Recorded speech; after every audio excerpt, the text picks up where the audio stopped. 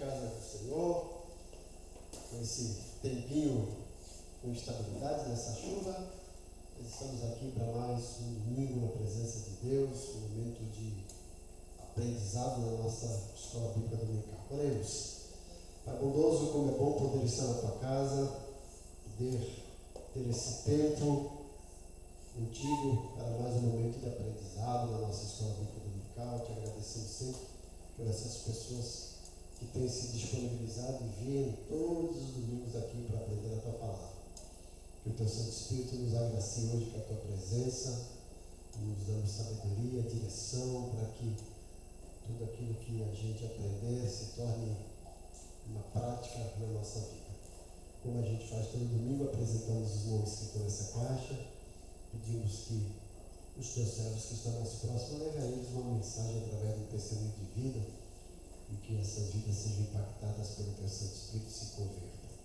Pedimos também pelo culto da noite, que seja marcado pela tua presença, que seja um culto agradável, que o teu povo venha em massa para te cultuar e para te adorar. Nós oramos agradecidos no nome de Jesus. Amém. Estamos chegando aí ao nosso período final da nossa escola bíblica dominical, no capítulo 4 da Epístola aos Filipenses. Semana passada trabalhamos aí dos versículos 10 até o versículo 20, né? Hoje vamos sintetizar e terminar esse bloco, depois dar uma passada aqui, uma visão panorâmica com o esboço sintético da apostila. Mas na apostila de vocês aí, nessa página aí, no último parágrafo, no capítulo 4, está lá saudações, né? Todo mundo aí? Então Paulo chega aqui nesse bloco, na verdade ele começa do versículo 20, né? É o versículo 20, 21, 22 e 23. Está aí na apostila. As saudações finais refletem a ideia geral do progresso do Evangelho, visto que mesmo dentro da casa de César, ou seja, na família do imperador, muito provavelmente oficiais do palácio imperial, versículo 22, alguns vieram a crer nele. A oração ou desejo final de Paulo é que a graça capacitadora de Deus esteja com o espírito dos filipenses, versículo 23. Talvez um lembrete sutil do desejo do apóstolo de união entre eles. Tá? Depois a gente vira para começar com os esboço sintético. Mas vamos aqui na Bíblia. Né? Mas lembra aqui que Paulo está falando sobre a casa de César, o imperador, e veja que às vezes a gente não entende o agir de Deus, o mover de Deus, né? Com certeza Paulo não queria ficar preso, e muito menos ficar preso de forma inocente, certo? Ele foi preso pela perseguição dos líderes religiosos, não tinha nada que o condenasse.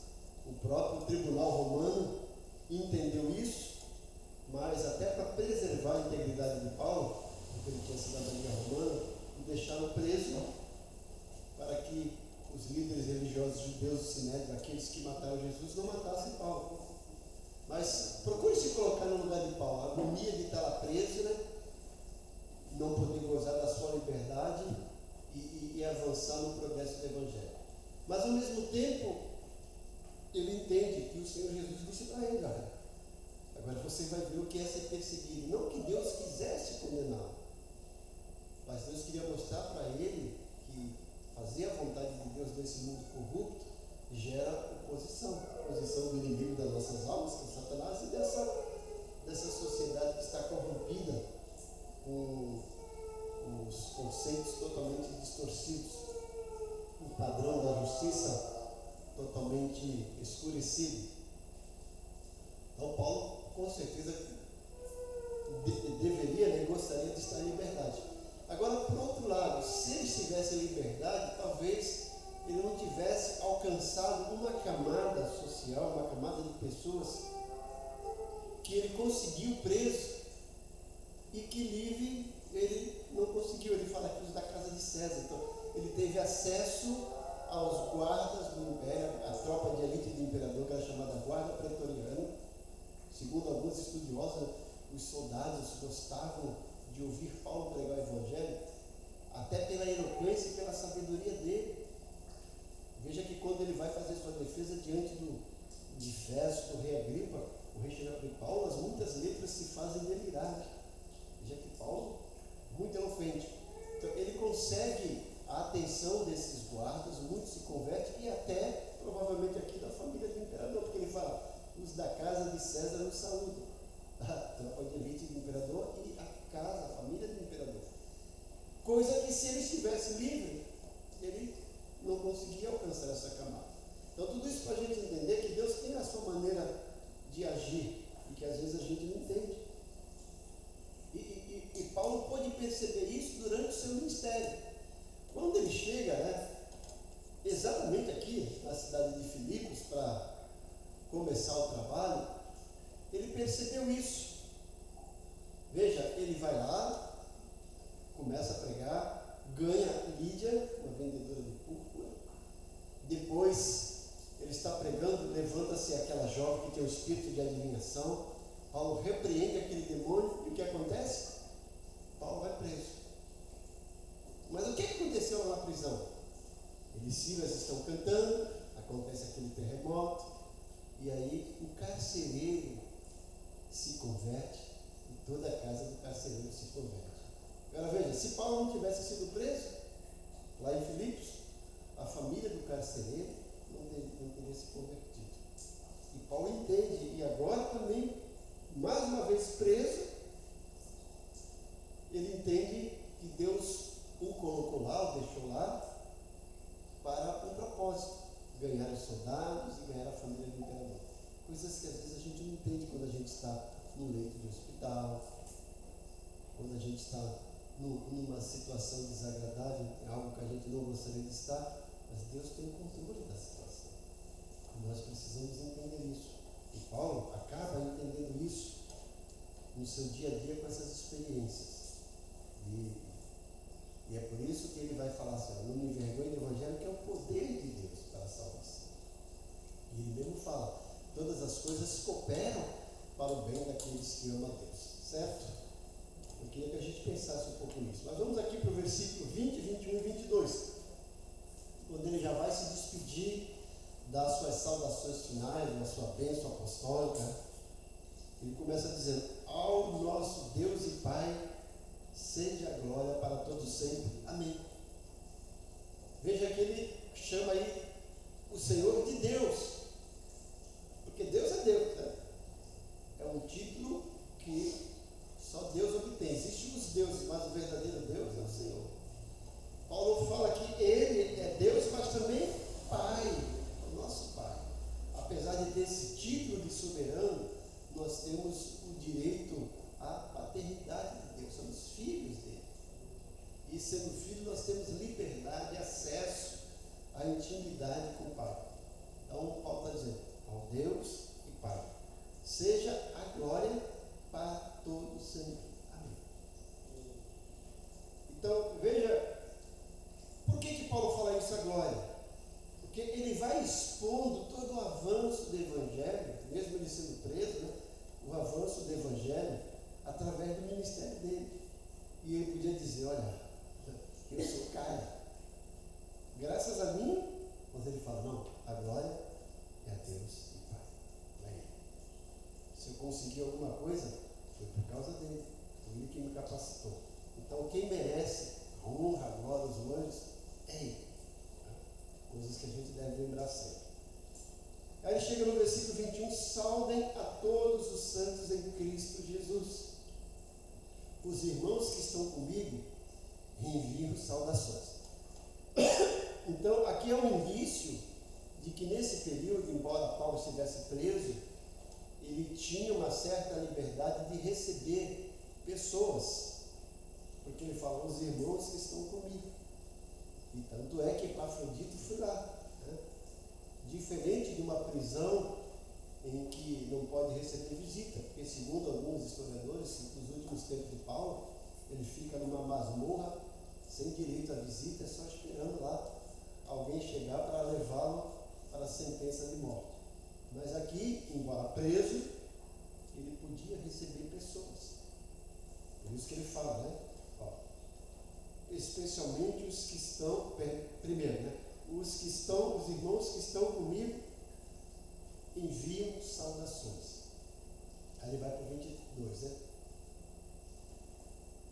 Todos os santos lhe enviam saudações, especialmente os que estão no palácio de César. E aí ele está falando do palácio, os guardas, a comitiva que trabalhava, todas essas pessoas tiveram acesso ao Evangelho através do ministério de Paulo em cadeias. Por isso que ele fala, eu sou prisioneiro de Cristo, eu sou embaixador de Cristo em cadeias. Ele entende que lá a prisão era uma embaixada do céu. Ou seja, onde quer que a gente esteja, nós estamos representando o céu. Somos cidadãos dos céus. Temos esse privilégio de sermos embaixadores, representar o céu aqui na terra. E aí ele termina com a sua saudação final, que ele faz praticamente em todas as cartas, né? A graça do Senhor Jesus seja com o espírito de vocês. Amém. A bênção final apostólica. Certo? Agora vamos aproveitar essa pausa, já vamos dar bala para vocês. Hoje nós temos aquela bala de banana que vocês gostam, né?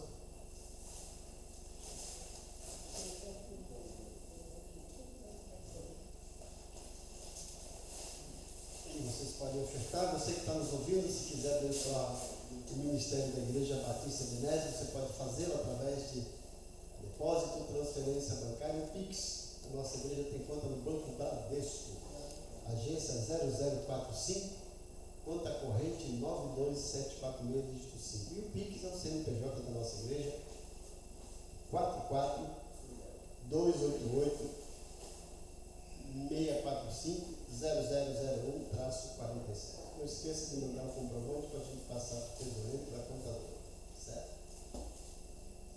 Vocês que distribuem bala e oferta, é um dobro, não esquece. Fabiana e Abel. Opa, na semana que vem a Fabiana. Não quer mais? Não inveja, não quero. Obrigada. Vamos lá, gente. O esboço sintético da epístola. Então, por que isso, gente? Porque se a gente ler a carta de Filipenses seguindo esse esboço, a gente vai ter um melhor entendimento. Veja lá, a mensagem central da carta do apóstolo Paulo aos Filipenses é essa: a vitalidade contínua do Evangelho entre os filipenses e a garantia de que o Evangelho continuará a crescer no meio deles. Veja, foram palavras escolhidas, selecionadas para trazer a essência dessa carta. Começa com vitalidade, mostrando que o Evangelho é vida e que a carta estava lá, mostrando a vitalidade, a vida dos santos de Filipos, né? E do Evangelho. Vitalidade contínua, não é simplesmente esporádica. A vitalidade contínua do Evangelho entre os filipenses, os membros da igreja de Filipos. E ainda mais, a garantia de que o Evangelho continuará a crescer por meio deles. E aí é algo que a gente tem que pensar. O Evangelho vai sempre crescer. Às vezes os resultados não são aqueles que a gente deseja. O fato do Evangelho crescer, isso necessariamente não significa em conversões. Por quê? As conversões dependem da pessoa. A nossa função é pregar o Evangelho. O Espírito Santo convence. O Espírito Santo vai convencer aquelas pessoas que querem, que abrem o coração. Aí a gente fica assim, mas não, se eles não se converteram, onde que está o progresso do Evangelho? Eu lanço essa pergunta para vocês e gostaria que vocês me respondessem. Caso não haja conversão, onde que está o progresso do Evangelho? Semente lançada? Isso, a semente lançada. O progresso está na nossa pregação, nessa contínua vitalidade de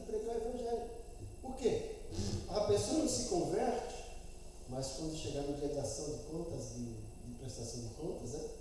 O juízo final. Senhor, eu mereço. Opa, como? Mas eu sou bom. Mas você sabia que bom não entra no céu. Para entrar no céu tem que ser através do sacrifício de Jesus, você aceitar. Ah, mas ninguém falou. Como não? Está aqui, ó. Está o dia aqui, ó, preparado. As pessoas não vão ter desculpa, não, entendeu?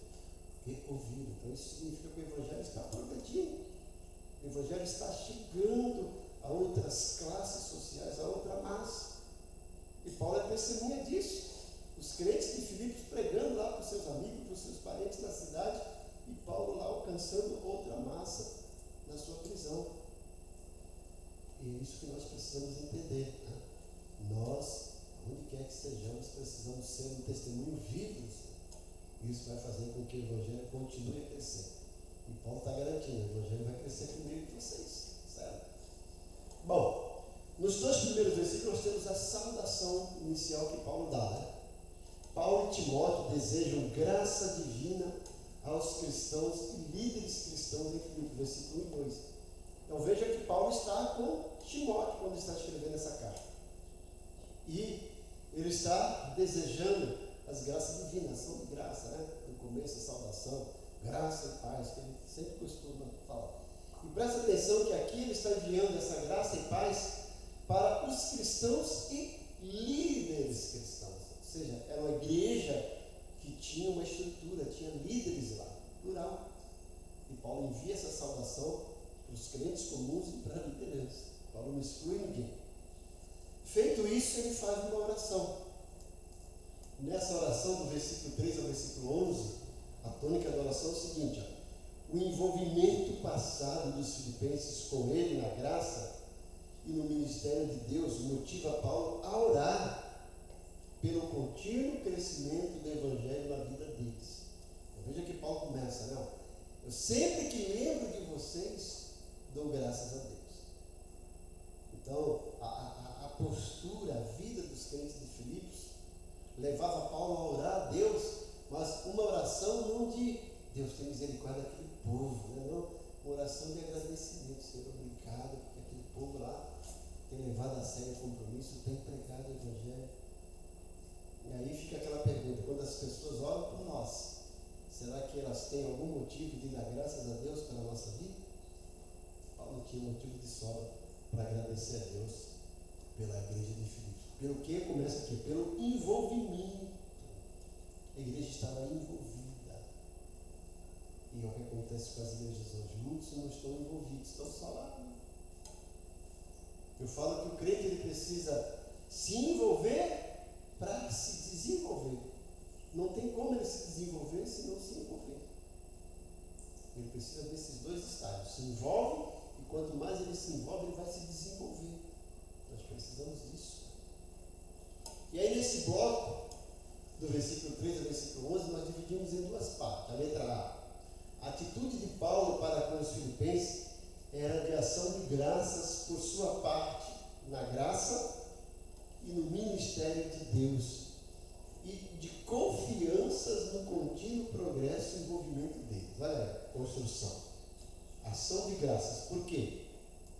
Pela parte da igreja de Filipos no ministério de Deus. E também confiança contínua no progresso e envolvimento deles. Ó, vocês estão envolvidos no meu ministério e eu sou grato também, que eu tenho certeza de que vocês vão continuar se desenvolvendo.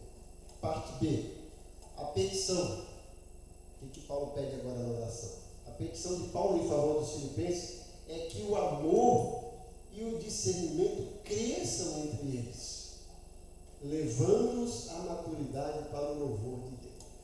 Então veja aí, amor e discernimento.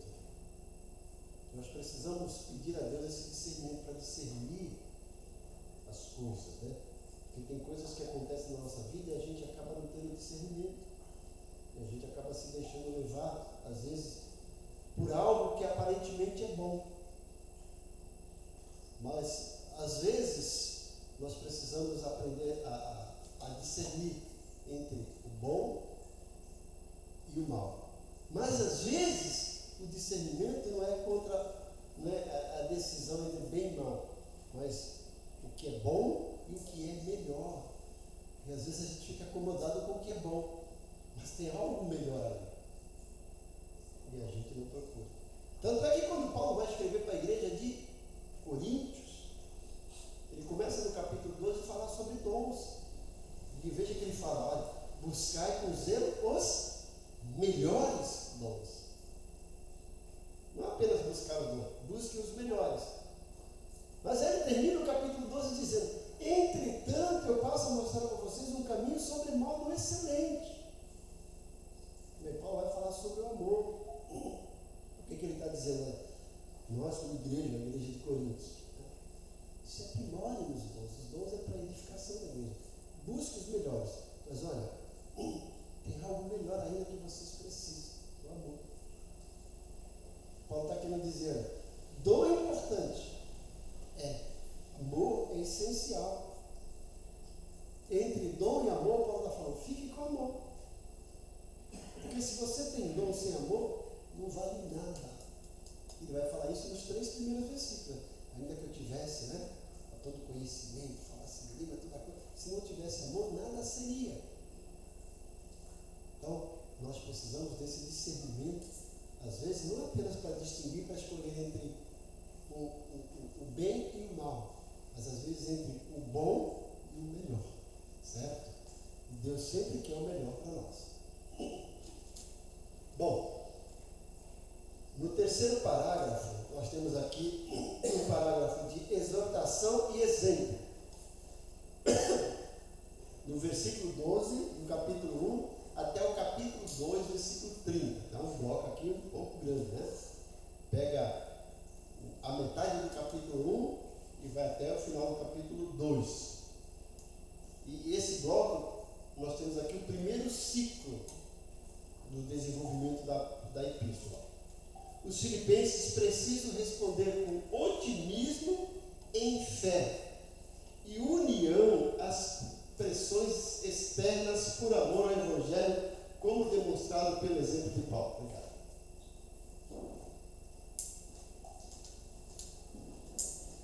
Veja, preste atenção. Os filipenses precisam responder com otimismo. Uma postura otimista. Vai melhorar, vai crescer, Às vezes nós temos essa postura um tanto quanto negativista. Eu falo que nós temos alguns tipos de pessoas, Temos, imagine aqui, isso aqui é um bom exemplo, Esse bom exemplo, não dá para ver tanto que é descartável, Mas aqui nós temos pela metade. Aí a pessoa que é pessimista fala, esse copo está quase vazio. Esse é o pessimista. E aí o otimista, o copo está quase cheio. Não é isso? Agora o realista, não, o copo não está quase cheio, nem está quase vazio, está pela metade. Em termos de convicção, o realista, sendo real. Então nós temos aqui, o pessimista, o realista e o otimista. Mas o otimista está sempre olhando ao lado bom, está quase cheio. O otimista. O pessimista, sempre do lado ruim, está quase vazio. Agora eu falo que existe uma quarta pessoa que às vezes a gente nem distingue, Então nós falamos sobre o pessimista, o otimista e o realista. Qual seria a quarta pessoa? O oportunista, no bom sentido. Porque enquanto o realista, o pessimista e o otimista estão discutindo se o copo está quase cheio ou quase vazio, ou no meio, o oportunista fala, não importa, o importante é que tem água e eu preciso. Ele aproveita a oportunidade, E o melhor é que a gente aproveita a oportunidade com otimismo. E Paulo está aqui orando e falando para os filipenses que eles precisam responder com otimismo em fé. Veja que não é um otimismo sem fundamento, com fé de que Deus tem controle de todas as coisas. Com otimismo em fé e união às pressões externas por amor do Evangelho. Então, se eles estiverem unidos e otimistas com fé, vão vencer as pressões externas do Evangelho. E ao mesmo tempo, isso vai resultar em crescimento pessoal, tanto para Paulo como para os demais cristãos. Porque Paulo vai ficar alegre, os meus filhos na fé estão aí. O Evangelho está fazendo diferença. Eu tive uma experiência aí no mês passado. Eu fui convidado para pregar e batizar junto com o pastor numa igreja lá em São Vicente, ali perto da área continental. Ainda não era continental, quase na divisa. E eu cheguei lá, fiquei super contente que tinha bastante gente, né? Igrejas, 10 pessoas para se batizarem. Das 10 pessoas, isso. Só 2 eram adultos, os outros eram adolescentes. Fiquei mais contente ainda. Mas ao mesmo tempo, igreja, cadê os batismos, né? Então, isso, mas ao mesmo tempo, aquela alegria. Por quê? Eles não eram meus filhos na fé, mas eu chamei eles de meus netos da fé. Por quê? Porque o pastor deles foi meu aluno. E ele fala que é meu discípulo, que eu fui mentor dele.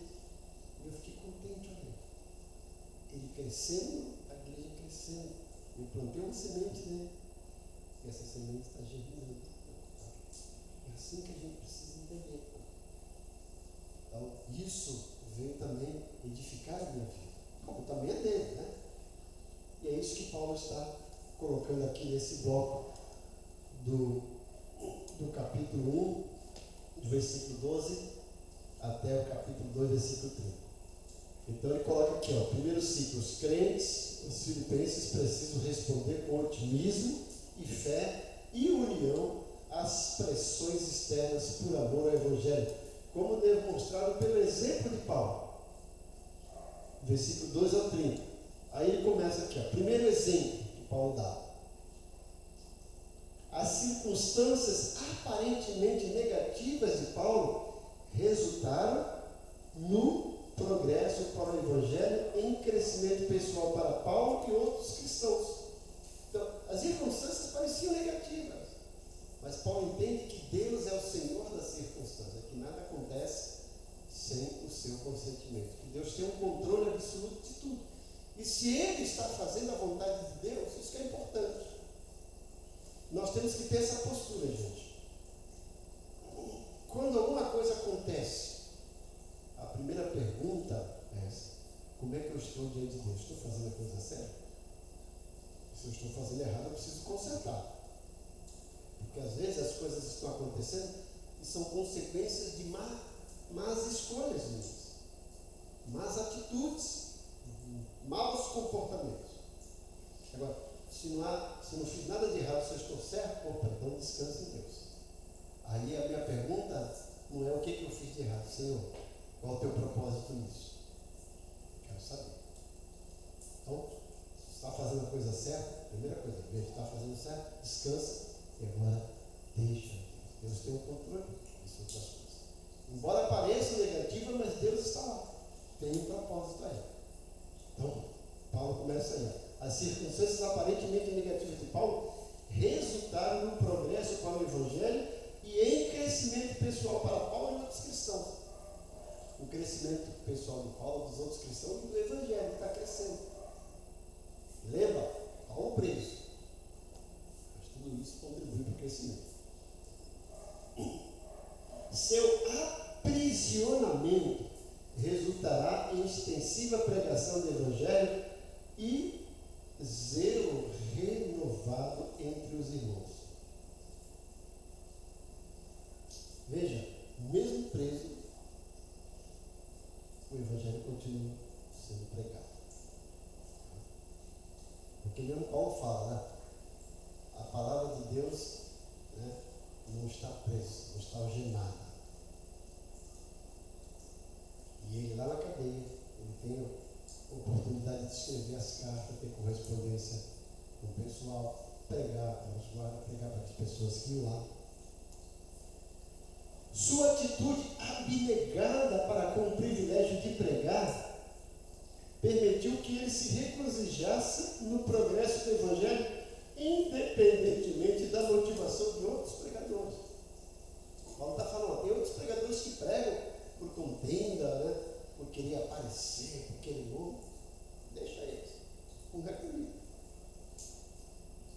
isso não afeta. Ele tem essa atitude abnegada. Ele abnega dos seus direitos, das suas vontades para pregar o Evangelho. O propósito deles não é esse? Deixa eles. Porque eu não sou assim. A ameaça do martírio ou o fardo do ministério no final do seu aprisionamento foram enfrentados com otimismo por causa da centralidade de Cristo na vida de Paulo. Então, mesmo sabendo que poderia morrer a qualquer momento, ele mantém o otimismo de que o Evangelho vai crescer. O otimismo dele aqui não é, eu vou sair daqui, vai ser tudo maravilha, não. O otimismo dele é que o Evangelho vai crescer. E de que ele vai continuar pregando mesmo na ameaça de morte. Ele não deixa, é uma coisa que a gente tem que aprender, ele não deixa que as circunstâncias ofusquem o propósito de Deus na vida dele. Ele tem aquele foco no propósito. Não deixa isso. E aí a gente lembra isso. Vocês conhecem a história de Neemias, né? Neemias saiu lá do cativeiro babilônico, já na época dos médios e dos persas, né? Ele vai para Jerusalém e qual era a missão dele? Reconstruir os muros. E ele está lá fazendo bem para os judeus, né? Aí chegam os opositores, Sanbalá e Tobias. O povo se opondo, e aí, olha, vem, quero conversar com você. Olha, eu estou fazendo uma grande obra, não tenho tempo para isso. Veja que ele não desvia o foco. O foco dele é a reconstrução dos muros. As picuinhas de Sanbalá, Tobias e Gesem, ele fala, você é Sanbalá, então vai sambar lá longe, eu não quero papo com você. O meu papo é aqui, o muro. O meu foco é o muro, eu não tenho tempo para isso. Então, nós precisamos sempre lembrar qual o propósito de Deus na nossa vida e manter o foco naquilo. Não deixar que as circunstâncias negativas tirem o nosso foco daqui. Continuando, vira na página aí, ó. O otimismo de Paulo sobre seu futuro se baseava no ministério externo de intercessão dos filipenses e o ministério interno de provisão espiritual do Espírito. Está no versículo 19. Vamos ler lá. Quem pode ler? Filipenses 1,19, para a gente entender isso. Porque Deus achou por bem que nele residisse toda a plenitude. Aí está com vocês, né? Filipenses 1,19. Porque estou certo de que, pela súplica de vocês e com a ajuda do Espírito de Jesus Cristo, isso resultará em minha libertação. Olha. Então Paulo tem um otimismo quanto ao seu futuro. Esse otimismo está baseado no quê? No ministério externo de intercessão. Sabia que os crentes de Filipos estavam intercedendo por ele. E no ministério interno de Paulo, da provisão espiritual do Espírito Santo lá, trabalhando nas suas emoções, né, nos seus sentimentos. E tudo isso dava a Paulo otimismo e garantias. Continua. A ameaça do martírio por Cristo era enfrentada com otimismo, porque resultaria em glória na terra para Jesus, o centro da vida de Paulo, e lucro para Paulo ao alcançar o céu. Então, veja, olha como Paulo encara a morte. Ele vai dizer assim, para mim, o viver é Cristo. E morrer é lucro. A gente não encara isso. Todo mundo aqui quer ir para o céu, né? Mas pergunta, quem quer morrer agora? Ninguém. Ninguém quer morrer. Com certeza Paulo não queria. Mas Paulo está dizendo, se acaso eu morrer, porque isso podia acontecer a qualquer momento que ele está preso, vai ser lucro. Porque eu estou aqui preso. Se eu morrer, eu vou estar não só livre, mas lá no céu, sem dor, sem sofrimento, sem tormento. Mas a vida que eu tenho agora, Paulo está dizendo, é Cristo. Sem Cristo a vida não tem razão, não tem motivo. Então, por isso que ele fala, para mim o viver é Cristo.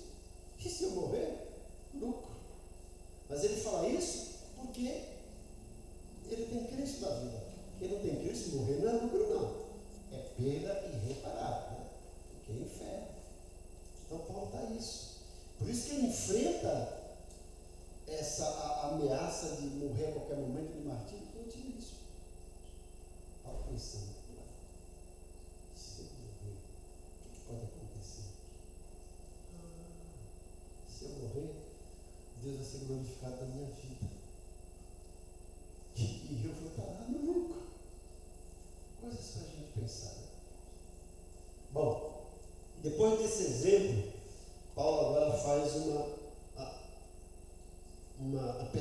a possibilidade de ministério continuado era enfrentada com otimismo por causa do progresso que encorajaria na vida dos filipenses. Então Paulo está dizendo, se eu morrer, além de estar no lucro, o evangelho não vai parar de crescer, porque tem os crentes de Filipos que vão continuar, tem os meus filhos na fé que vão continuar pregando. Então não vai acabar o evangelho por eu ser morto. E agora ele dá uma exortação do versículo 27 ao versículo 30, terminando aqui o capítulo 1. Os filipenses devem enfrentar a oposição por causa do evangelho com otimismo e fé em fé e união firmes. Otimismo em fé, união firme. Certo? Paulo esperava que os filipenses respondessem aos desafios externos em união de pensamento e propósito para abalar a falsa confiança dos seus opositores. Os opositores lá judeus, circuncisão, não somos Paulo, não. Eu quero que você responda esse desafio com pensamento, com união, com fé, com propósito. Deixa eles lá. Não deixe que isso abale vocês. Né? Paulo queria que os filipenses percebessem que eles também haviam recebido o privilégio de sofrer pelo progresso do Evangelho. Veja que Paulo fala que sofrer por Cristo é um privilégio. Ele está dizendo, olha, o meu mestre supremo sofreu. E se eu sofrer, é um privilégio, porque eu estou cada vez mais me aproximando dele, estou imitando, estou seguindo os passos, estou seguindo a carreira dele. Então Paulo encara, gente, o sofrimento com otimismo, mas um sofrimento baseado na condição de que está fazendo a vontade de Deus. Não um sofrimento por consequência dos nossos erros, não. O cara fez coisa errada aí. Eu vi uma vez um camarada lá falando na televisão. A igreja estava sofrendo ameaça de fechar. Porque estava errado juridicamente. Ele estava lá dizendo, isso aqui é coisa de Satanás para ser perseguido a igreja. Não foi Satanás que perseguiu a igreja. Foi justiça porque ele estava errado. Então, se ele tivesse certo, é outra coisa. Estava errado. Se está errado, tem que se consertar.